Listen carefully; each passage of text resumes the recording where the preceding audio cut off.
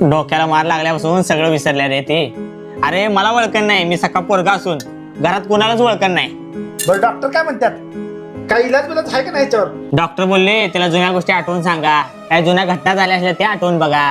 पण सगळं करून बसलो, काहीच फरक पडला नाही. आता सगळं देवावरच सोडले. हा मी प्रयत्न करतो, माझं काय आठवते का बघतो. काकू तुम्हाला आठवते का, मी लहानपणी एका पुरीच्या मागे गेलो होतो आणि गट्टीत पडलो होतो. आणि तुम्हीच तर मला हात ओढून बाहेर काढला होता. बघितलास?